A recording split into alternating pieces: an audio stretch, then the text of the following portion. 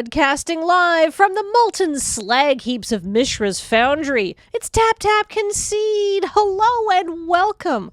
We are doing a very special Tap Tap Concede here because we've got me, but more importantly, we've got our guests Cameron and Wheeler. Thank you for having me, Kathleen. It's great to bro here. Oh, we're going to talk all about Brothers War. That's right. We've played it. You haven't. Unless you work at WotC R&D or something like that. I don't know if you've played it or not, but the point being, we've played it and we've got opinions because there's nothing we like more than bumbling in with big unformed opinions.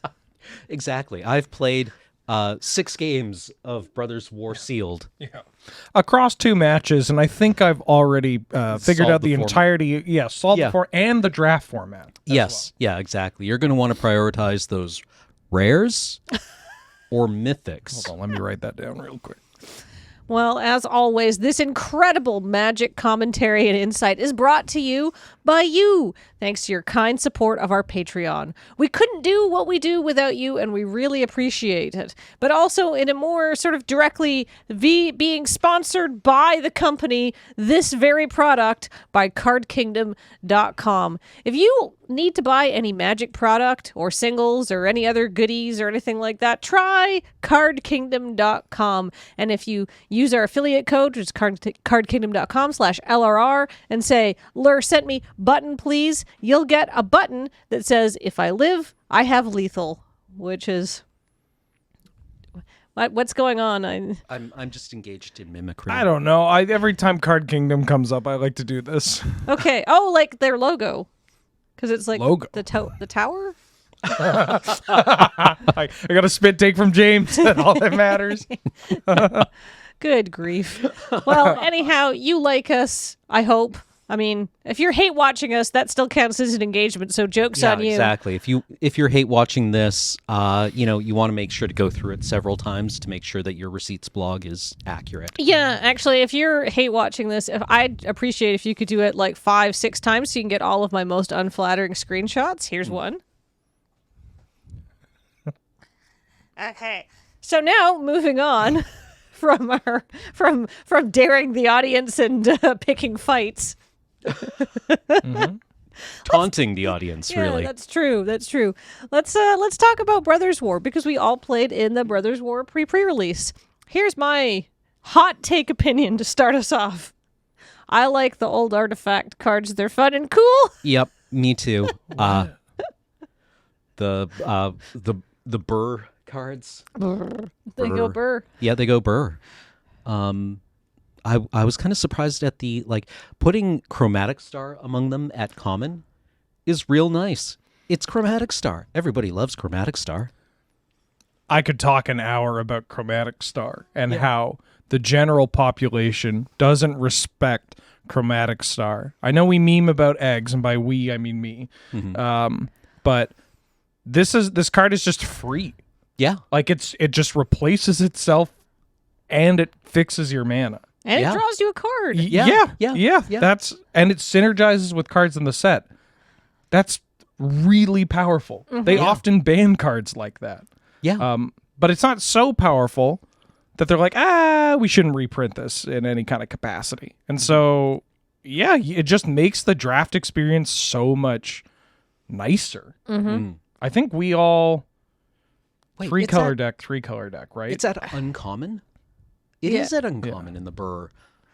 It felt like common. I felt like I saw a lot of these. I think it's just if anybody opened one, they're like, oh, Chromatic Star. Yeah. Do the retro artifacts just have uncommon, rare, mythic? I feel like there isn't a... James is nodding his head, potentially uncommon, for another spit take. Yeah, no, there's only uncommons, rares, and mythics in burr. I get it. So yeah. And Ichor Wellspring. Ichor Wellspring is so... I love Bubbles. Mm-hmm. Actually, I don't know what this card's nickname is among Eternal communities, but... Oh, I love you, Ichor Wellspring. Do you want to know what this card is nicknamed throughout the Victoria community? I would love to. Log. It's just log. Why? Because it's just kind of like a log. It just kind of, when it arrives, it does something. And it just kind of sits there. Right. Until you harvest it. Yep. Right. Yeah, there was many an F&M back in the day with Nelson playing basically log tribal. Yeah, log at tribal is- standard. Yeah. Yeah. But these Like- cards, they're great because, like, for an artifact themed set, you want to have cheap artifacts that kind of don't do anything, Yeah. but are still impactful in certain ways and synergize a bit. But you also don't want to put too many of them into standard because then that kind of just homogenizes stuff. But it's a shockingly elegant way of pumping these kind of cards into the limited environment to just smooth the synergy strategies. And they feel a bit more like, I loved the Strixhaven Mystical Archives, Yeah, that was very fun. but because all of these are, I mean, the archives were all instants and sorceries, but all being artifacts, and a majority of them being, either engine pieces or big dorks, like top end, like Wormcoil Or a Engine, Sundering sculpting type. steel. Yeah, exactly. They kind of just, they feel like they fit the role. Like if you're drafting a synergy deck or building a synergy deck, you're like, I just need a top end card. They can fill that. Yeah. Or I need more engine pieces. They can fill that. Well, what I liked the Strixhaven Mystical Archives a lot because it was fun and it was exciting, and occasionally you'd get a cool card, right? And like it would really work for you. Sometimes it wouldn't. I feel like because these are all artifacts, if they're even remotely good, you're more likely to be able to use this. Like sometimes you'd be like, oh, this Mystical Archive card is white and I am very committed to black-green. But, well, that's a bad example. But you know what I mean? I'm committed and it's not my archetype and it's not going to help me. Yeah. Right? Yeah, these just kind of go anywhere and always feel useful. And, God, Ichor Wellspring with Draftno was a hell of a thing to watch. The value engine. Yeah. Yeah. Never before have I felt so good about drawing like 6 lands in a row. But just like doing it was like, oh yeah, this is a thing you can do in this format. Tasty. Also, seeing Foundry Inspector among these Yes. is a hell of a thing. Yep. Yeah. Wow. Oh, you know what else is in this? There's an Etherflux Reservoir. Yeah. The Dome? I think Dome's in there. I think I'm okay that none of us had this card Yeah. for the sake of like the pacing of the day. Yeah. I mean, Oh, actually, hey, James, could you bring up the schematic version of the Dome? Because there's both, which is kind of fun. Or not. That's fine. It's not actually that important.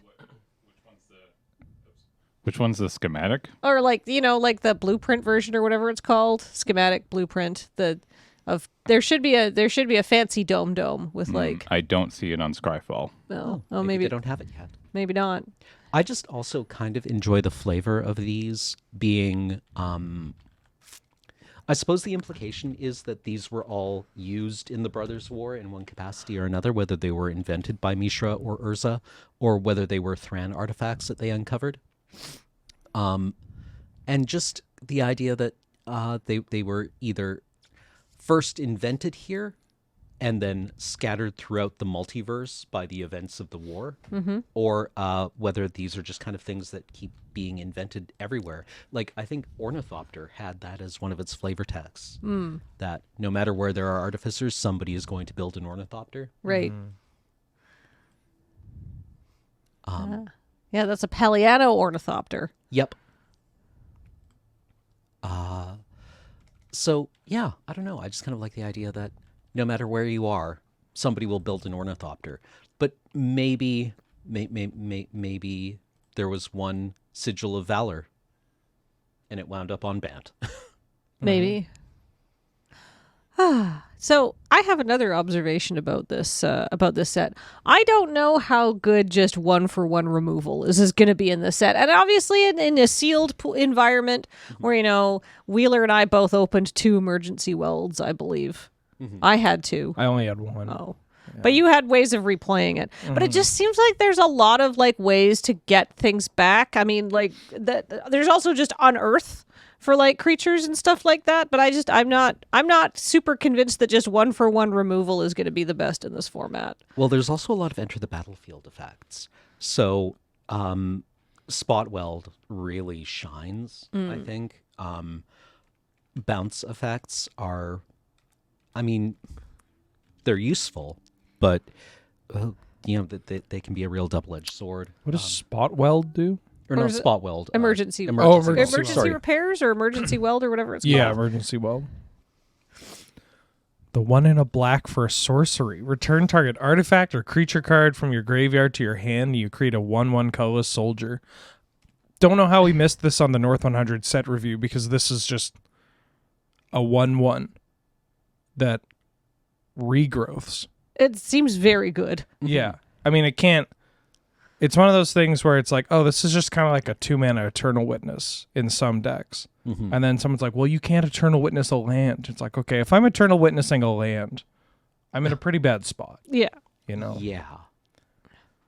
I mean, obviously, you need to have something good in your bin to want to play this card, but I just feel like, that lets you just turn man sideways and get in there, and then, you're not so precious about it. Well, especially in a format that feels like it is as prone to becoming grindy as this format is. Yeah. You're going to your bombs are going to wind up in the graveyard. Yep. But not for long, maybe. Yeah, you kind of need to plan around attrition strategies, I think. Oh, speaking of attrition, though, it's a very good card, and I think that you should. I think it's gone beyond the sideboard as Shoot Down. It's 3 and a green to exile target artifact, enchantment, or creature with flying. Yeah. I feel like you're always going to get a hit in this. Yeah. Yeah. Like that's your premium removal, I feel, for the set, because there's like Go for the Throat and stuff like that, which I'm less excited about now that I've played the sealed, although sealed's always like grindier and weirder, right?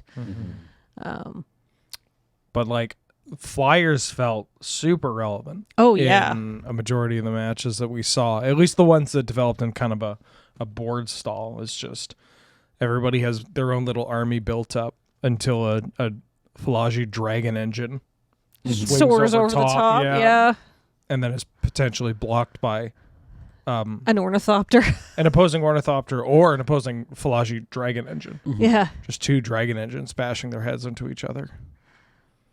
Oh, I know Graham was running that card, and he was like, well, I don't think he was in red. I was like, yeah, but you could still just cast it for 8. It's sealed. Maybe you'll just cast it for 8. I think he did several times.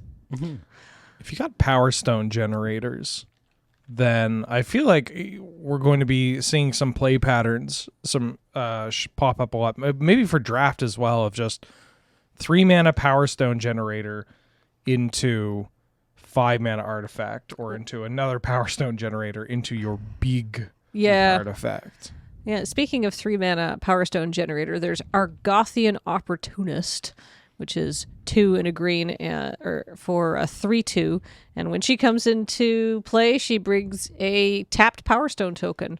So all the Power Stone tokens that enter, with I think maybe 1 or 2 exceptions, all enter play tapped, right? Yeah. I don't. All the cards instruct you to create tapped Power Stones, but Power Stones themselves don't have the rules text of this enters the battlefield tapped. So if you're able to copy one. Yeah. I've noticed that there's on Gala Greeters from New Capenna, if you want to get the treasure, it comes into play tapped. Trying not to let people cook off too badly on like 1 turn. You got to wait 2 turns to go infinite nowadays. Yeah. I think they want to print fewer Frogmite-esque creatures, or Burning Tree Emissary, that kind of card where it like comes into play, then immediately does something relating to your mana, which then lets you just play another one. Right. Potentially just kind of chaining out. Less of an issue with this kind of card, but still, you don't want to have a 2-mana 3/2 running around that does this. No, I like it. I like 3/2 as a body. It seems to trade up well. I just also enjoy the concept that Power Stones are somewhat less useful than straight cash. Right, Yes. like treasure. Yeah. The fact that they sit around. I mean, yes, huge. yeah. They keep going, but I do like that. Sometimes you just Money's nice too. Yeah. Yeah. Power stones are cool, but I want that purchasing power that treasure gives, Yeah. I like how you have to hawk your treasure immediately. Yeah. But Power Stone, those things are good for thousands of years. Good as the day the Thran buried them in the desert after they all died and became Phyrexians. Yep. Yeah. I mean, I wonder why the Thran got rid of all of these. Idiots. Worn Power Stone, one of the most iconic Power Stones in Magic, comes into play tapped. And it's a 3-mana rock that just adds 2. Mm-hmm. And that's the Worn Power Stone. That's the one that is just kind of sapped of its energy.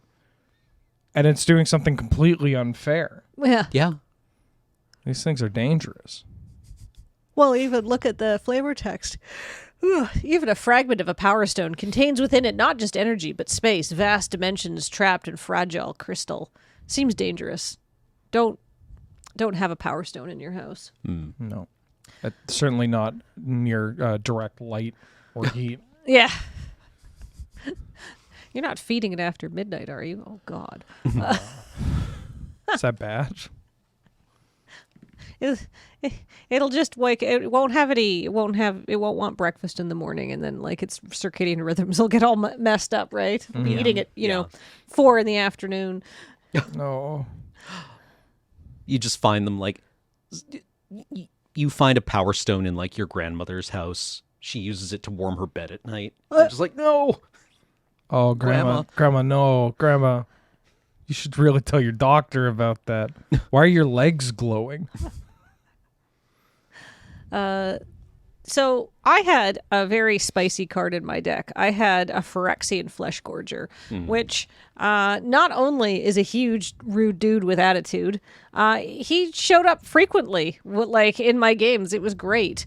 And what do you two think of prototype cards? I like them. I'm for them. Especially with Drafna loves them. Yeah. Definitely. Drafna, ooh. He is best friends with prototype cards, but they feel great. They feel like very they're the reason there's no flicker effects in the set. Yeah. Yeah. I'm absolutely smitten by them. I love them. I think that they are just at a very base level, extremely cool. Mm-hmm. They dump that nostalgia juice right into my gullet, and there's something visceral about playing massive artifact creatures. It just feels like classic Magic, Mm-hmm. But the prototype just makes it so it's never a feel bad. So you can fill your deck with these cards and go well, if the game goes late, we're going to start, having these two behemoths kind of just slap each other. But if I draw it in my opening hand or early on, that's okay. Mm-hmm. I have a perfectly reasonable card to play. Yeah.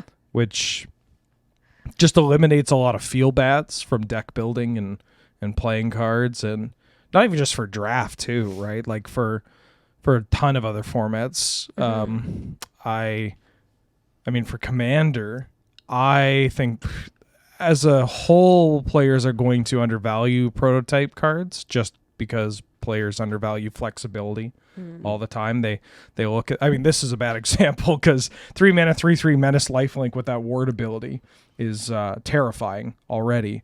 But some of the other ones where they're like, oh, I don't want to pay 4 mana for a 3/3 clone.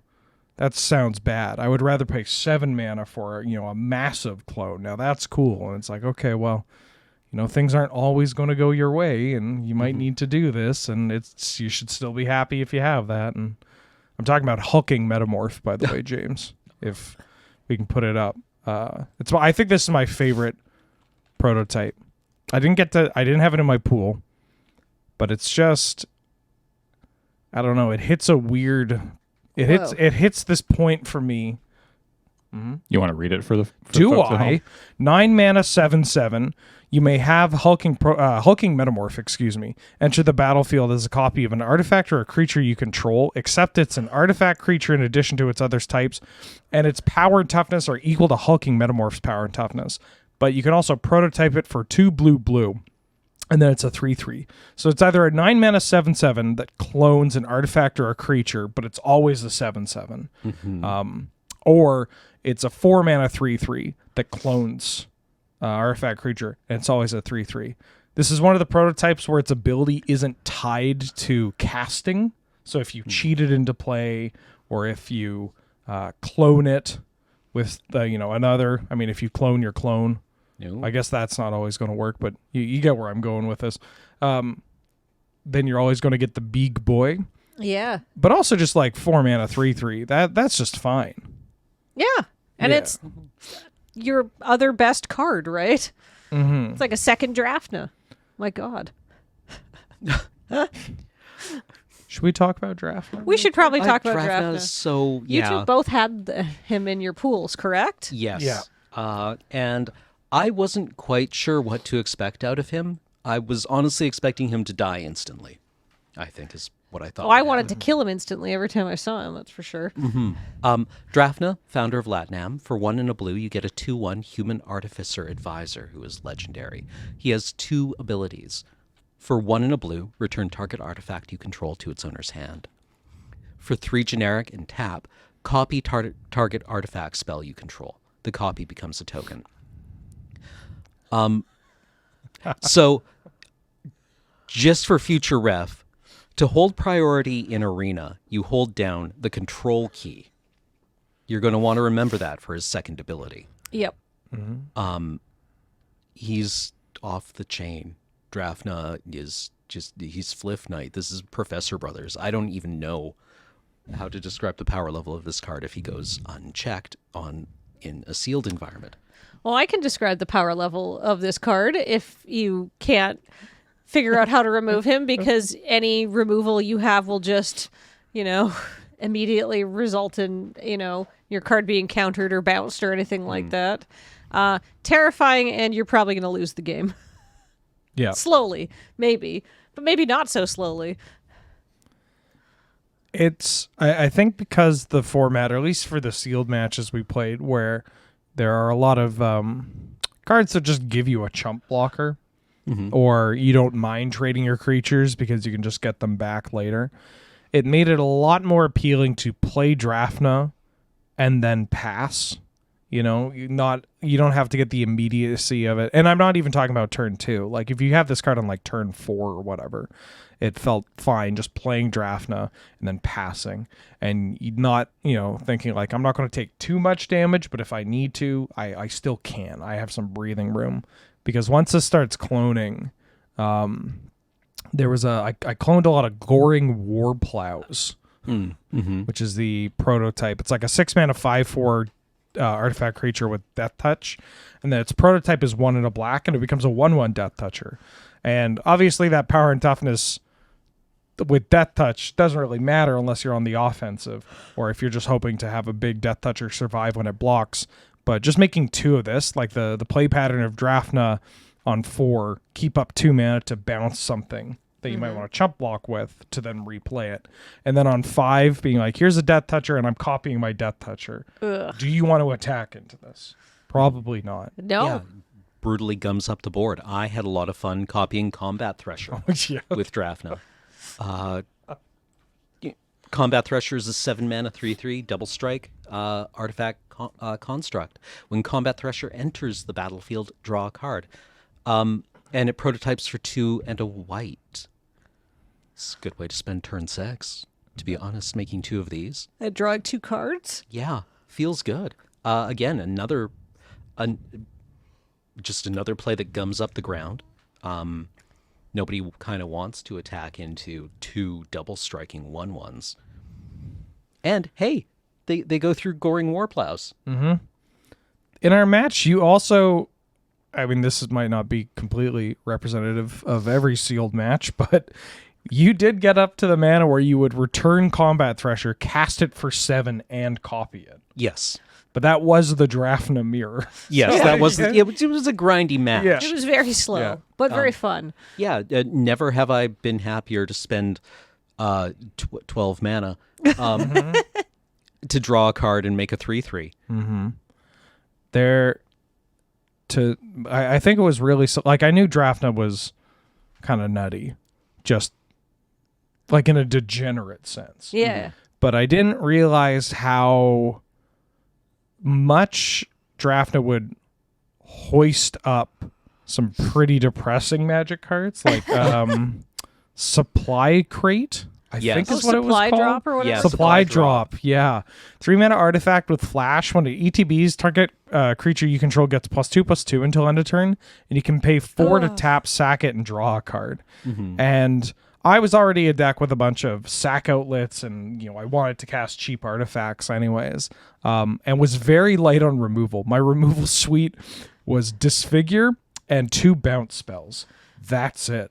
Well, it turns out if you can recast a supply drop 5 times in a single turn, then you're good to go. Yeah, I mean, just late game, it happened in our match, and I tried to do it against Cameron, but you gained some life, and it removed the option.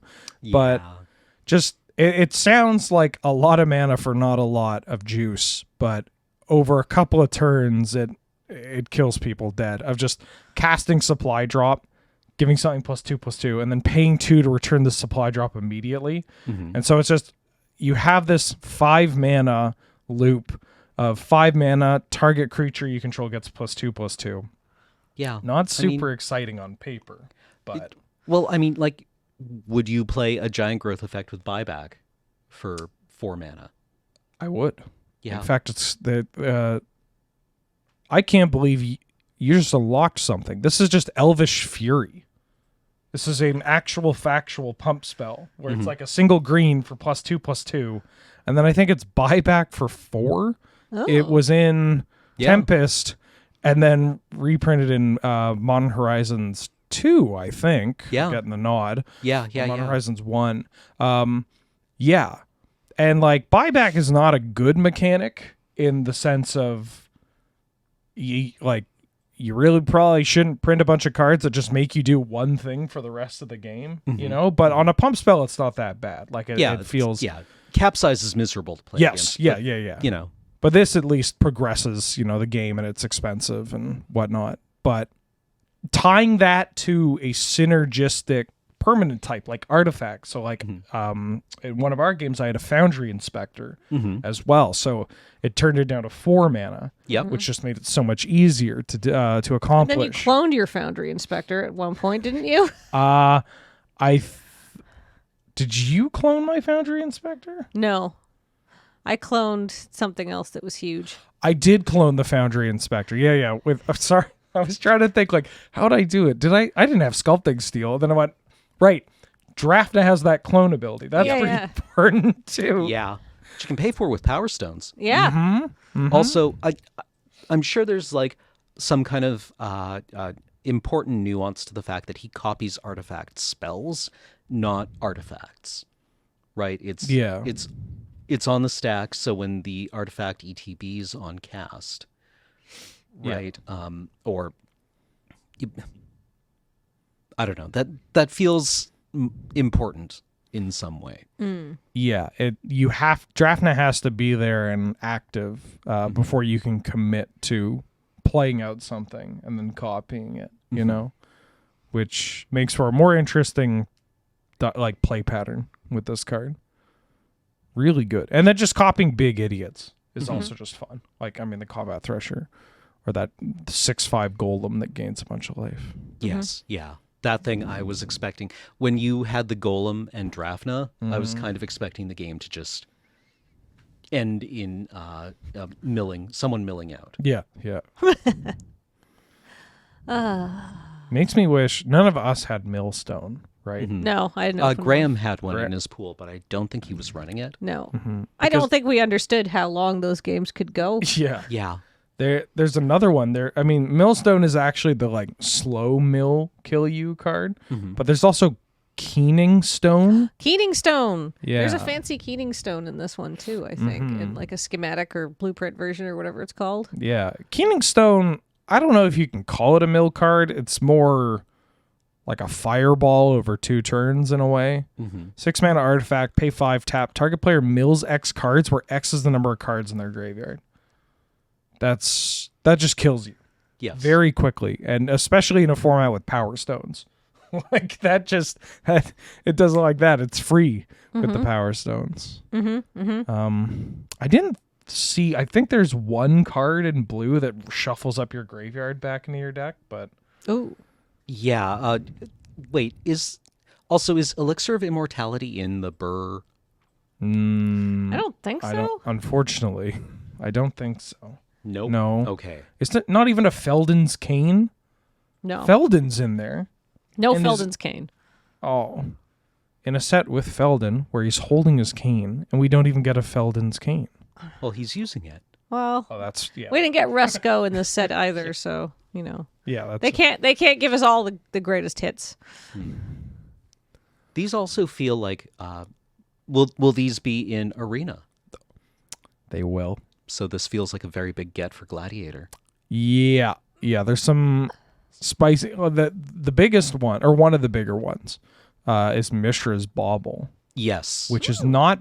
It's being added to Arena, but it is banned in Historic, I believe. Like, Well, that's too bad for them. yeah, exactly. We'll take it. Yeah. We love it. And Sundering Titan, that's a big one too. I mean, it's big in the sense that it's an 8 mana 7/10, but also in Gladiator, there are a lot of decks where, like a blue-white control deck, for instance, will also just play all of the triomes that also add blue and white, just to have more dual lands, and also just your deck that wants like 40 lands, and if sometimes you want to cycle them. And so you could have this card come down against a 2-color deck, and it just blows up 4 of their lands. Which is that's fun to some people, and I'm some people. I love when greedy mana bases get punished. And I'm greedy mana basis. So the one thing we didn't talk, we've talked a lot about like take a long time, cast big creatures, but the one thing we haven't talked a little bit about is that I believe there is some sort of viable aggro format, because when I played against Ben, he had lots of little flying dudes. Yep. Yes, I think the white centered soldiers deck will probably just kill a lot of people who are playing 7 mana. 7 mana artifacts. Yeah. Just wait till turn 8, and then this game's really going to unlock. Yeah, I mean, I've played battlecruiser formats before, but this one feels like you have to be doing stuff early on. The power level feels high enough that it will punish people who keep slow hands and miss early turns. There are 2, I think, for the blue-eyed soldiers list in particular, is that there's Harbin, which is a rare, and it's not really a soldier's card, but if you're drafting a blue-eyed deck in this form, well, it is a soldier's card, Ben. It has an ability based on soldiers, but it's just a 2 mana 3/2 flyer. Like, that's wild. That's great. That's that's phenomenal. Also, Duncan Idaho gets in. yeah. Also, look at that great flavor text. Ooh. It explains exactly who it is Yeah, and was written by me. Nice. very good. Yes. So in the plot, Harbin is the son of Urza and Kyla bin Krug. That's got to be a hard row to hoe. Yeah, his dad sucks. And Kyla was like, really, really, really don't want our one kid going out to fight in your endless war, Urza. But Harbin was like, literally everybody else around like goes out to war, and it kind of sucks to be like, no, you're too precious, you stay behind, right? So he did like Thopter patrol and stuff like that, and ended up getting blown up anyhow. Yeah, do be like that. Yep. Well, I mean, his dad blew him up, so yeah. Really? yeah, in the Silex blast, Oh. along with everyone else. So even if your Harbin dies in combat and you're in the blue-white deck, you also have Zephyr Sentinel, I believe is the name of the blue uncommon. It's 1 in a blue for a flash flying 2/1 which is a human soldier. And it says when it enters the battlefield, you return up to one other target creature you control, put it into your hand, and if it was a soldier, you put a 1/1 counter on it. I had not seen this card. This card rules. Ben Yeah. has this card, and it was extremely difficult to play around. And Yeah. and there are a bunch of other flyers at like 2 and 3 Yeah. in blue and white, and so I have a feeling like there you will have a kind of like a go wide-ish creature deck. You know, the same like those Boros aggro decks in Dominaria United that have Baird pooping out a bunch of tokens, and they might charge or whatever. That deck can't exist in this format. I mean, there's that third path iconoclast that is just so good. Yeah, third path iconoclast. Let's just bring that up. For blue-red, you get a human monk who is a 2/1. Whenever you cast a non-creature spell, create a 1/1 colorless soldier artifact creature token. This is good. I can't believe they made Young Pyromancer just not only better, but just so much better. Yeah. Yes. Like even making it blue just makes it better. Yes. Like it's so goofy. Yeah. Yeah, the lady on third path iconoclast is here to break faces and take names. Yeah.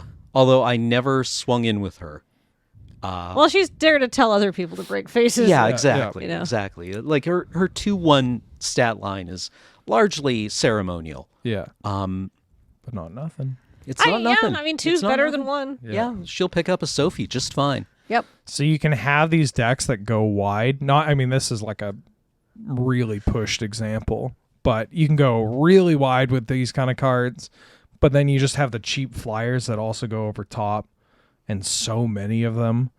And the Yoshin, what's the name of the lord? The 4-mana soldier. Oh, lord? Yoshin Tactician. Yoshin James already had it Tactician. up. Oh, look at you. It's for so few words on the card. This does so much. It's Yes. just 4-mana 3/4 is not the end of the world to play. But the Lord ability is obviously absurd, especially with all the soldier tokens being generated. And, we just talked about how it's like, I don't want to attack with my third path iconoclast, even if it has the 2 power. She can stay back. Yoshin Tactician, she's getting in there. Yeah. She's a 3/4. Yeah. Yes. And yeah. you're in blue-white. So, like, I don't know. If my blue-white opponent attacks with all their soldier tokens and their Yoshin Tactician, and I'm like, well, I could set up a double block to maybe kill this. No, I'm dying. I'm losing everything to, like, a 1-mana spell that just gives her indestructible or hexproof. It's, yeah. I really like it when, from the PPR, we're playing sealed, and we tend to... As a group, we like to get a little goofy sometimes with what we play. Yeah. It's the nature of the event and us, right? And like we're the first, there's no prizes on the line. Yeah. We just want to show off cards, discover cool edge case interactions, and have a good time. It's honestly the best way to enjoy the pre-release of any kind. Is just have fun with the set and the new cards and do whatever. Wacky stuff you want to get out of your system. The prize at the end is we might get pizza, Yeah. Yes. right? Yes. But it's nice to be able to still play that kind of slowish, grindier Magic and see, even with people like Ben had the more aggressive deck, the Jeskai one, and looking at that and being able to go like, oh God, what if I could pick up 3 copies of this common? What if, what happens if I open, if I get 2 of these Yoshin Tacticians, right? Like if I draft around this strategy, how many faces can I break? I'm going to try to draft around the strategy. I think there's so many incidental soldiers in this set that I think that even if you don't end up going all in on soldiers, this card's going to be bananas, Yeah. right? But I do want to say it's multicolored, and there is not a ton of fixing in this set. There's a lot of colorless, and there's the Urza, there's the artifact that, it's got some flavor text from Urza at the bottom that I wrote, so I know what the flavor text is. But it's like you can pay 2.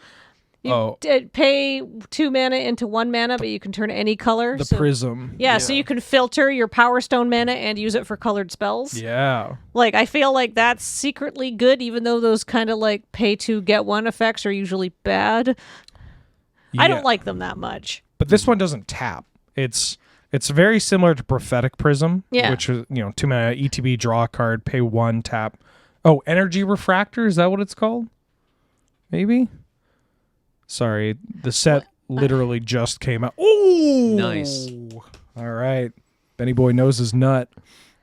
That's what 2 mana artifacts are called, sorry. Yeah, the fact that this doesn't tap to add the mana is great because you could just use it again if you just have so many power stones. You just get to repeatedly pump into this. Yeah, laundering Power Stone mana through this in order to cast non-creature artifact. Yeah. Yes. That colored mana that you definitely need, but I would not say like fixing is abundant within this set. And there's several cards that sort of reward you for like not being greedy. Yeah. Or there's that one uncommon that I played that was pretty good. Like if you can play it for just one color of mana, you get a 6/6 trample. 5 mana 6/6 trample. It's Yeah. so big. It was, I would say, medium hard to pull off, but I was also like splashing red for Mishra's command. Yeah. So my mana base was greedier than probably would normally be. But it's sealed. Even a 5 mana 4/4 trample It was that good. had the Steel steel Exemplar. exemplar. God. It wasn't a problem. I didn't dislike it. Wow. Yeah, this thing is a beating. Wizard. Nothing else. Yeah. Just wizard. Very good. Yeah, so notably colorless mana is not colored, so you can use colorless mana and one other color to cast this and still get value. Yeah. Power Stones, baby. God, I just want to play more of this set. I Me know. too. But speaking of playing more of this set, we're doing a big thing right now while this podcast goes up, probably. Or actually right before this podcast, or right after this podcast goes up.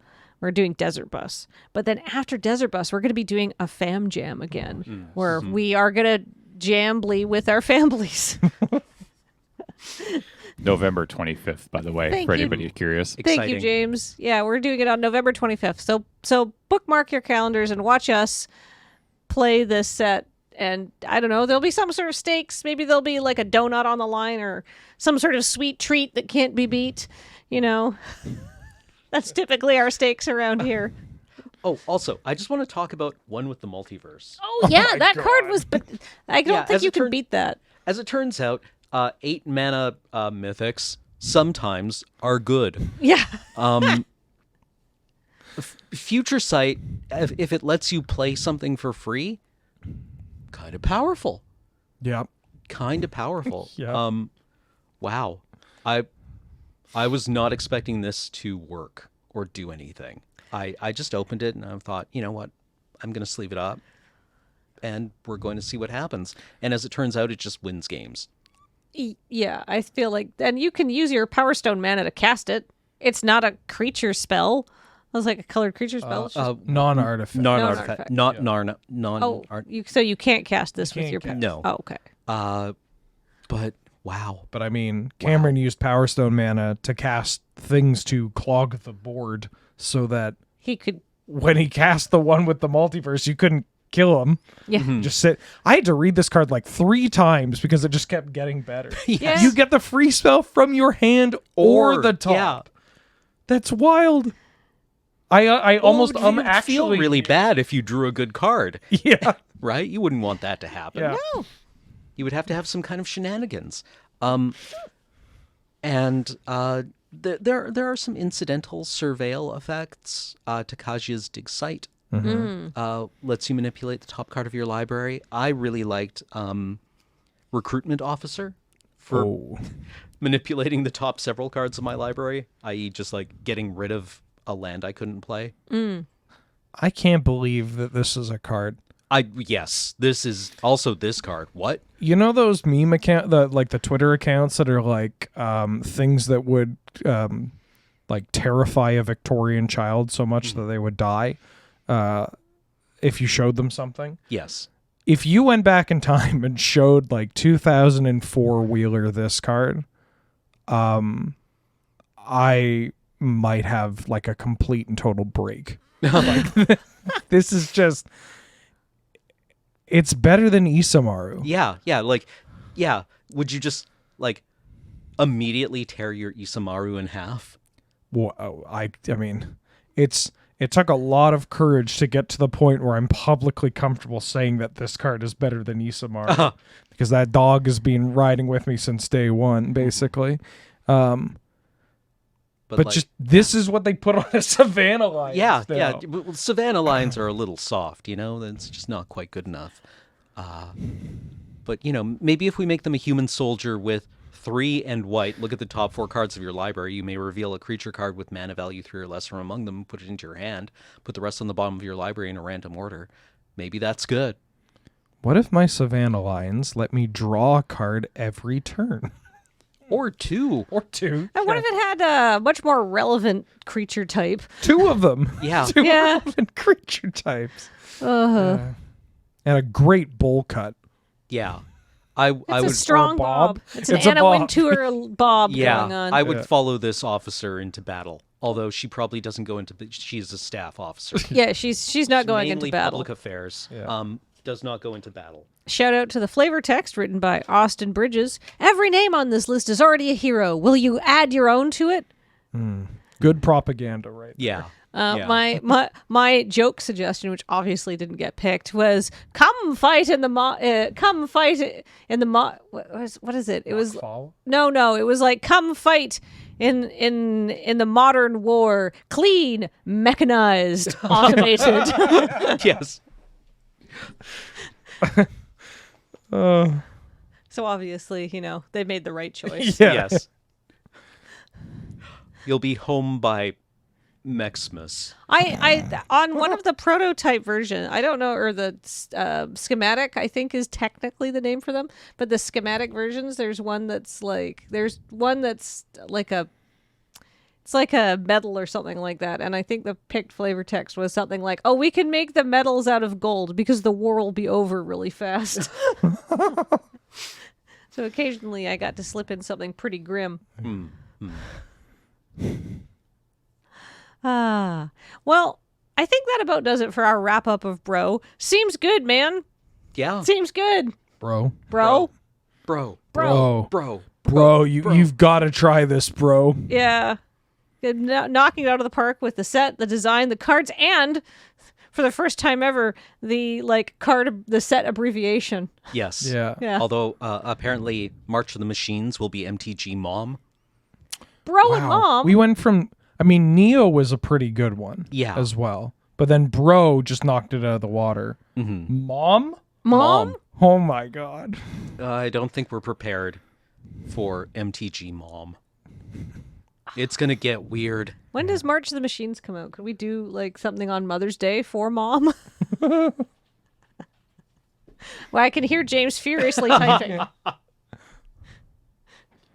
I think March of the Machines will come up before Mother's Day. Well, we can do a special Mother's Day thing. We can invite all of the mothers we know from the MTG community over, and we can just have a mom draft with playing March of the Machines. We can get some mimosas. What else is... Yeah. Mom, I'd like to draft. Yeah.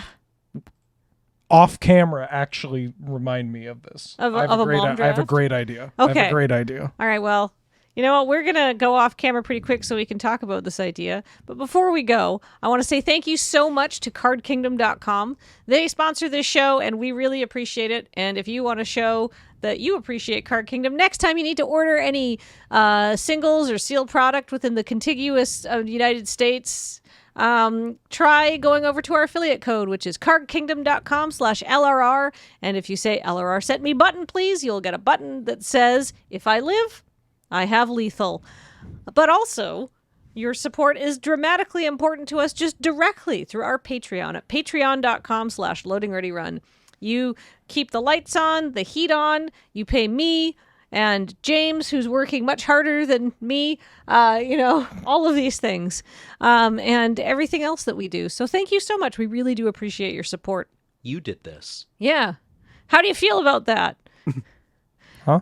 Let us know by bongling the dongle down in the comments and doing some engagement for the engagement gods.